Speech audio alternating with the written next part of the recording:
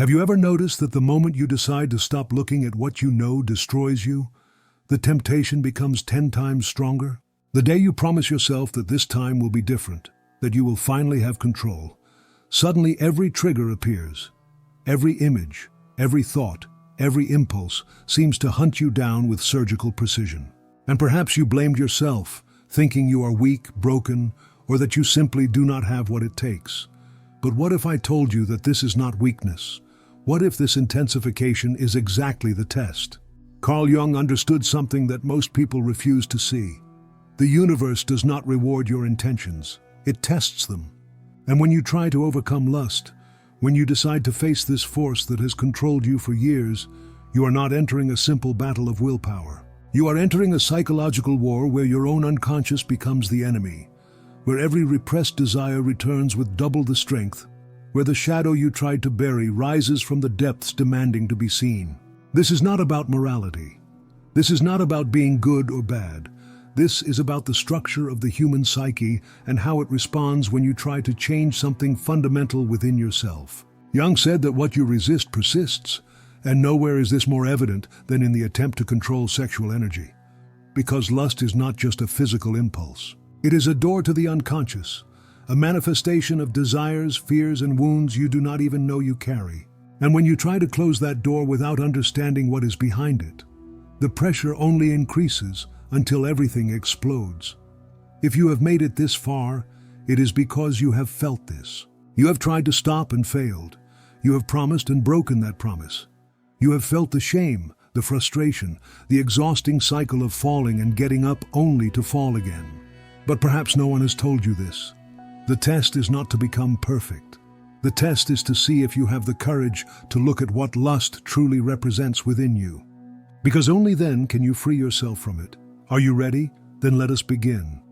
But I warn you, after this, you will never see your own desire the same way again. You think lust is about sex, about the body, about the images you cannot stop watching. But Jung knew better. He understood that lust is a symbol, a mask for something much deeper that you refuse to face. It is the voice of the unlived life, the scream of the parts of you that have been denied, repressed, locked in the basement of your psyche. Every time you feel that uncontrollable urge, it is not just your body speaking. It is your shadow begging for attention. In his work on the unconscious, Jung made it clear. The shadow is everything you consider unacceptable within yourself and therefore reject. It is the anger you do not express, the power you do not claim, the wildness you have tamed to be accepted. And sexuality, more than any other force, carries this raw, unfiltered, uncivilized energy. When you try to control lust through sheer willpower, you are doing exactly what Jung warned against. You are repressing instead of integrating. And repression never works. It only creates more pressure, more obsession, more internal war. Because the shadow does not disappear when you ignore it. It grows stronger in the dark. It becomes more insistent, more desperate, more violent. This is why every attempt to simply stop without understanding why you started feels like trying to hold back a flood with your bare hands. You are not fighting an external enemy. You are fighting yourself. And you cannot win a war against yourself. You can only lose or integrate. The universe tests you precisely at this point. It shows you that your strategy of suppression, of white-knuckling through temptation, of hating yourself every time you fail, is not the way. The test is whether you can stop fighting and start listening. Because your lust is speaking. It is telling you about emptiness you have not filled, about power you have not claimed, about aliveness you have not allowed yourself to feel. And until you hear this message, until you understand what your desire is really asking for, you will remain trapped in the cycle. The compulsion will return again and again, stronger each time. Because what you do not make conscious, as Jung said, will direct your life and you will call it fate. But there is something even more dangerous than repression, and this is where most men fall without realizing it. They think they are overcoming lust, when in reality they are just creating a new prison. Let me show you what I mean. Many men, in their attempt to control their sexual impulses, do something that seems noble but is actually a trap. They create a persona of the pure man, the disciplined man, the one who has conquered his desires. They wear this mask proudly, and everyone sees them as someone who has it together. But behind the mask, the war continues. Jung called the persona the social face we present to the world, the character we play to be accepted. And when you identify with the persona of the man who has overcome lust, you have not actually overcome anything. You have just buried it deeper and learned to perform better. The problem with this is brutal. Now you have two battles instead of one. You are fighting the lust itself, and you are also fighting to maintain the image of someone who does not struggle with it.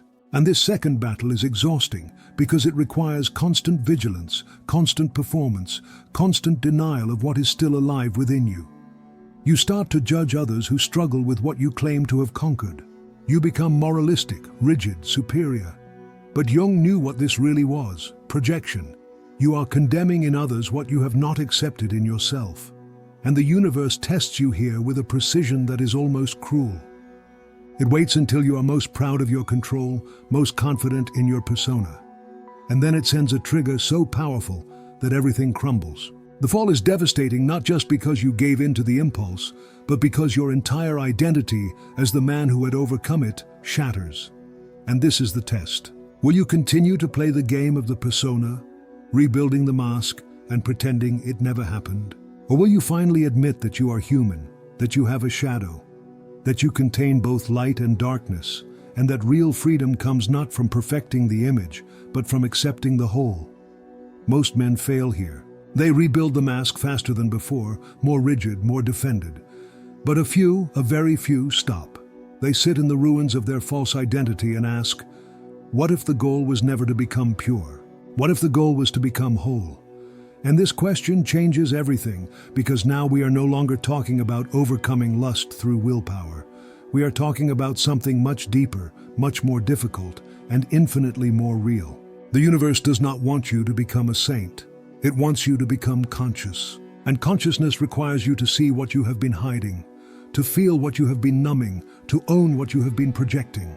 This is the path of individuation that Jung spoke of, and it is the only path that actually works. But to walk it, you need to understand why lust has so much power over you in the first place. And that is what we will look at next. Because the answer is not what you think. The power of lust is not in the act itself. The power is in what the act temporarily fills. And until you see this emptiness, until you name it, until you face it directly, no amount of discipline will set you free. What nobody tells you about lust is that it is not really about pleasure. It is about escape. Every time you give in, you are not seeking satisfaction. You are seeking relief from something unbearable, the feeling of being disconnected from your own life. Jung understood that modern man lives in a state of alienation, cut off from his own depths, performing roles that have nothing to do with who he really is. And in this disconnection, in this psychic numbness, something inside you screams for aliveness. Lust promises that aliveness, even if only for a moment. It promises intensity, presence, sensation in a life that has become gray and mechanical. This is why it is so addictive. Not because the act itself is so powerful, but because everything else feels so empty. The universe tests you by making this emptiness unbearable the moment you try to stop filling it with lust. Suddenly you feel everything you have been avoiding. The loneliness, the meaninglessness, the fear that your life is passing you by, the terror of your own inner void. And faced with this, most men run back to the familiar escape. They convince themselves they are weak, but they are not weak. They are terrified. Terrified of what they might find if they actually sat with the emptiness instead of running from it. Jung called this the confrontation with the unconscious, and he was clear. It is the most difficult thing a human being can do, because it requires you to feel what you have spent your entire life avoiding. But here is the secret that changes everything. The emptiness you fear is not actually empty. It is full of unlived life, unfelt emotions, unspoken truths, unclaimed power. What you are running from is not a void. It is your own vitality that you have locked away because you did not know what to do with it. Lust is just the most accessible way to touch this vitality, even if through a distorted lens. When you use sexual energy compulsively, you are trying to feel alive without actually living. You are stealing intensity from your own locked-up life force and consuming it in a moment of release. then collapsing back into numbness until the next time. This is why the cycle feels so compulsive. You are not addicted to sex. You are addicted to the brief moment of aliveness it provides. And the test, the real test that the universe gives you, is this. Can you learn to access that aliveness directly? Can you feel your own life force without needing to discharge it through compulsive sexuality? Can you sit with the intensity of being fully present in your own body, your own emotions, your own existence, without needing to escape into fantasy? This is not about suppression. This is about transformation. It is about taking the raw sexual energy that Jung called libido, and instead of repressing it or discharging it compulsively, learning to contain it, to feel it, to let it move through you and animate your entire life. But to do this, you need to develop something most men have never been taught: the capacity to be with yourself. Not the persona version of yourself, not the version you show to others, but the raw, unfiltered, sometimes uncomfortable truth of who you are in this moment. And the universe will test whether you can do this by removing every distraction, every escape, every way you have learned to avoid yourself. And in that moment of total presence, total vulnerability, total raw aliveness, something shifts. The desperation fades, not because desire disappears, but because you are no longer running from yourself. You are finally home. And from this place, the relationship with your own sexuality changes completely. But we are not there yet, because there is one more level to this test, one more layer that most people never see, and it is the darkest one. The moment you start to succeed, the moment you begin to feel some control, some clarity, some distance from the compulsion, the universe sends its most devastating test. It does not send more temptation. It sends emptiness. Not the emptiness you were running from before, but a new kind. The emptiness of a life that has been organized around this struggle. Because what happens when the thing you have been fighting, the thing that has consumed your thoughts and energy for years, begins to lose its grip? You would think you would feel free, light, victorious. But often you feel lost. Because fighting gave you purpose, failing gave you drama, and the cycle of shame and redemption gave you a structure to your days. Jung spoke about this with brutal clarity. We do not just fight our demons. We also love them.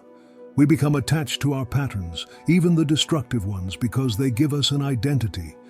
Who are you when you are no longer the man struggling with lust? Who are you when the battle is no longer the center of your existence? This question terrifies most people into relapse. They cannot handle the void of a life without the familiar enemy, so they unconsciously recreate the problem to feel like themselves again. The universe is testing whether you are ready to let go, not just of the addiction, but of the identity built around fighting it. Can you exist without the drama? Can you live an ordinary life where you are not constantly at war with yourself? Can you be okay with the quiet, the mundane, the simple fact of being alive without the intensity of internal conflict? Most men cannot. They need the struggle because they do not know how to live without it. But if you can pass this test, if you can allow the old identity to die without resurrecting it, something extraordinary happens. The energy that was locked in the compulsion becomes available for life. The obsession that consumed your mind opens up into spaciousness. The intensity you sought through sexual release begins to flow through your work, your creativity, your relationships, your very presence. This is what Jung meant by the transformation of libido. The energy does not disappear. It transforms. It moves from unconscious discharge to conscious creation, from compulsion to choice, from being used by your desire to using your desire as fuel for becoming who you are meant to be. But this transformation requires something most people are not willing to give: total honesty. Not honesty with others, but honesty with yourself, about why you really do it, what it really gives you, what you are really avoiding. And this honesty is painful, because it strips away every justification, every excuse, every story you have told yourself about why this time it is different. The universe tests your honesty by making lying to yourself the easier option at every turn. It is easier to say you are weak than to admit you are afraid. Easier to say you have an addiction than to admit you are empty. Easier to say you failed again than to admit you chose the comfort of the familiar over the unknown territory of actual change. But when you can look at yourself with this level of honesty, when you can see your own mechanisms without judgment, without shame, just with clear awareness, the pattern begins to dissolve. Not through effort, but through understanding. Because what is fully seen cannot persist unchanged. Consciousness itself is the solution, but consciousness is not thinking about the problem more. It is seeing the problem so completely, so clearly, that the seeing itself transforms it. This is the final test, and it is the hardest one. Because it requires you to stop fighting, stop trying, stop fixing, and simply be present with what is. In that presence, with nothing added and nothing taken away, freedom appears. Not as something you achieve, but as something you realize was always there, hidden beneath the war you were waging with yourself. And once you see it, once you know it, once you rest in it, even for a moment, everything changes. Not because you have become perfect, but because you have become real. Now I want you to tell me, are you ready to stop fighting and start seeing? Are you ready to be honest about what this is really about? Write in the comments, I choose consciousness, not as a promise, but as a practice. And remember, the next video goes even deeper into this process. Watch it, because your freedom depends on understanding what comes next. See you there.